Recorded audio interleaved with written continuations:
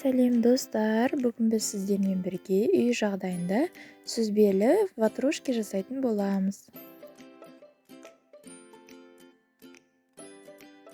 Ол үшін біз бірінші жылы сүтке ашытқы, яғни дрожж, одан кейін қант және де жұмыртқаны салып, барлығын біркелкі болғанша араластырамыз.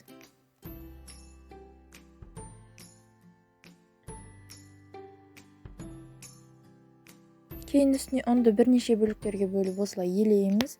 Басында венчиктің көмегімен араластырып отырып, кейін қамырымыз қоюланғанда қолымызбен жұмсақ қамыр илейміз.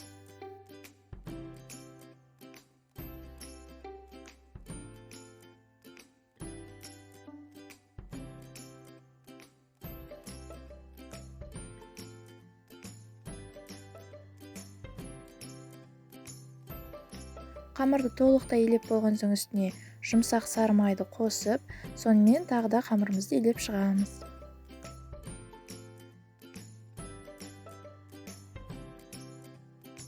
Қамырымыз жұмсақ, бірақ қолға жабыспайтын болып шығуы қажет. Одан соң бетін жауып, бірнеше сағатқа ашытамыз. Сосын біздің көтерілген қамырымызды осылай шығарамыз да, оны екіге бөлеміз. Одан кейін екіге бөлген соң бөліктердің өзара 4 бөлікке бөліп шығамыз. Жалпы айтқанда біздің қамырды 8 бөлікке бөлуіміз қажет.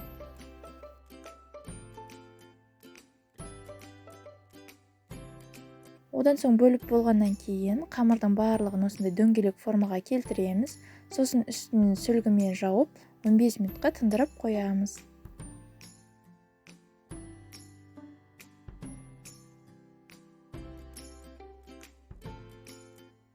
Бұл аралықта біз начинкасын дайындайтын боламыз. Ол үшін біз бірінші ыдысымызға творогты, оның үстіне қант, сүт және де сары май мен ванилинді қосып, миксер немесе блендер арқылы барлығын біркелкі масса болғанша араластырамыз.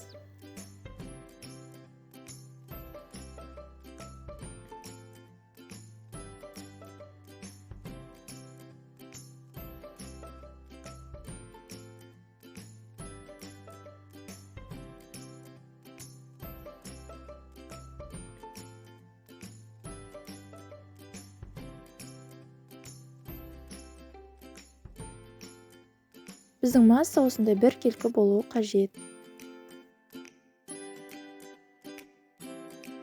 Одан соң біздің қамырға ватрушканың формасын келтіруіміз қажет.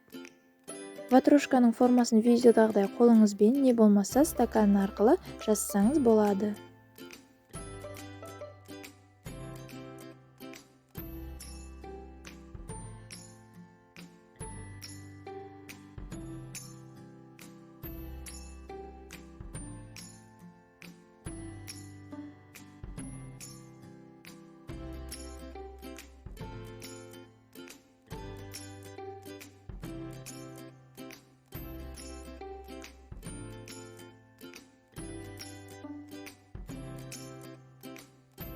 Одан соң әрқайсысының ішіне ортасына біздің бағанағы начинканы салып шығамыз. Осылай үстін тегістеп біркелкі етіп саламыз.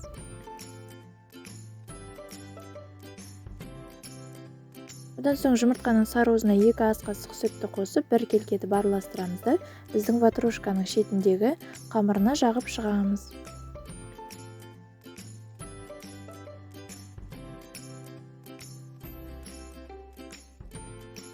Содан соң біздің ватрушкаларды қыздырылған пеште 180 градуста 20-25 минутта пісіріп аламыз.